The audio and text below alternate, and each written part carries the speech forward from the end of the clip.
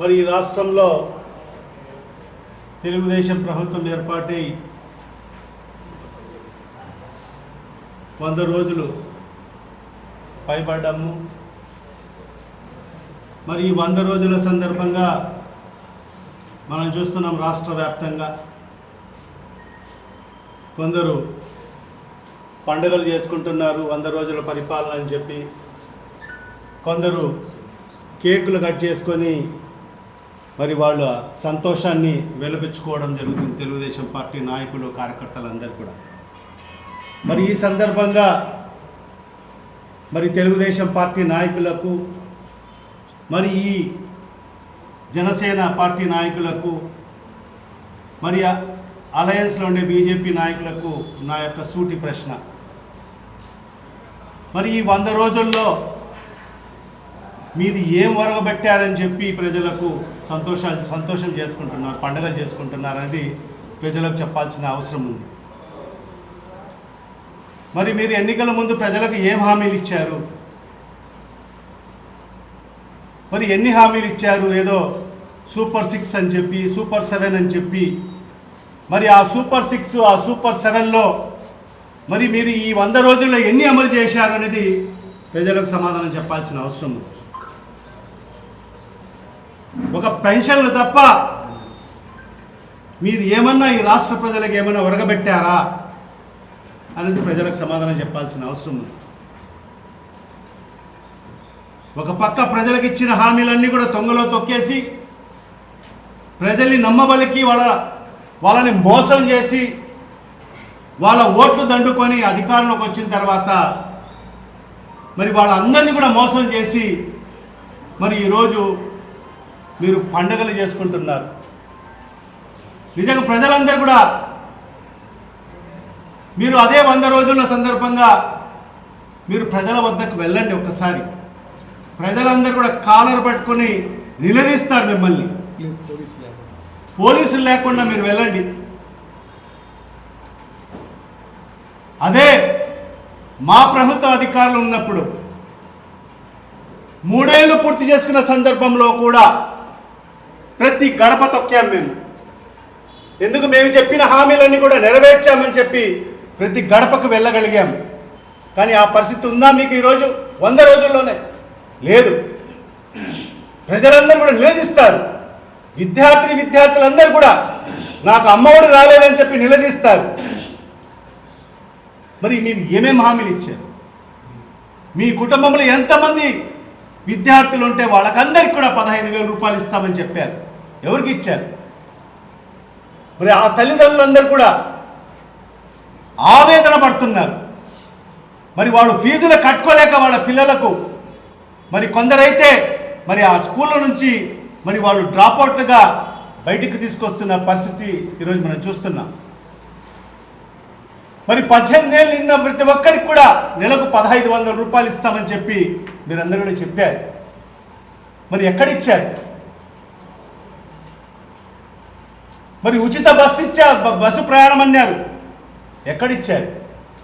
నిరుద్యోగులకు అందరికి కూడా 3,000 రూపాయలు నిరుద్యోగ భృతి ఇస్తా అని చెప్పారు.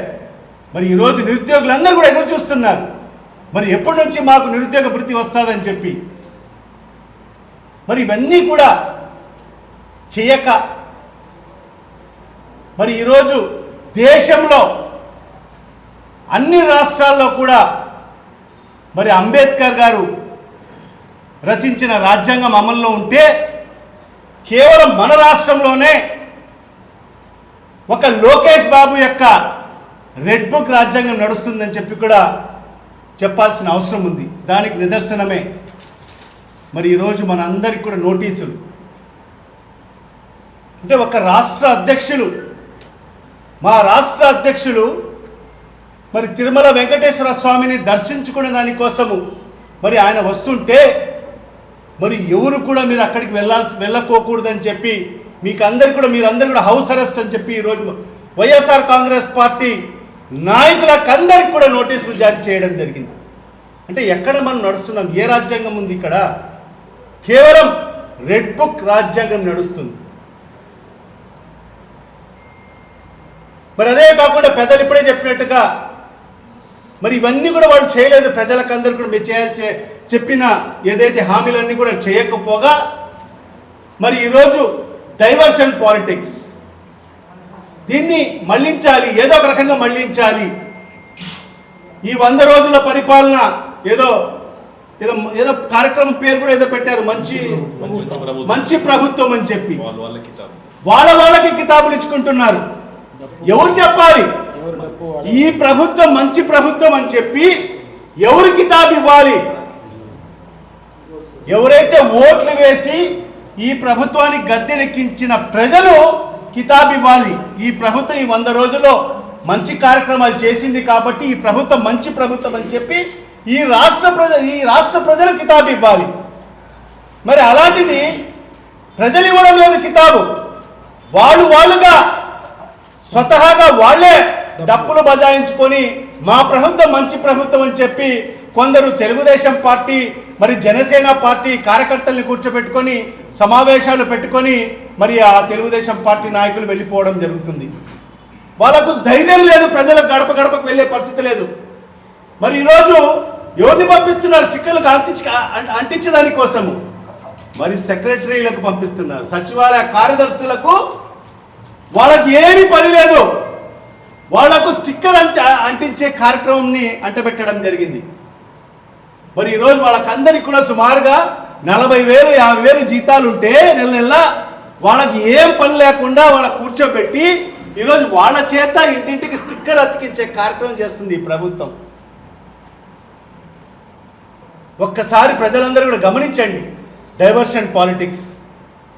ఒక్కొక్కసారి ఒక్కొక్క తెరపైకి తీసుకొస్తారు. ఇప్పుడే చెప్పినట్టుగా తిరుపతి లడ్డూని తీసుకొస్తారు. మరి అది కూడా మరి ప్రజలకందరూ కూడా తేటతెల్లం కావడం జరిగింది.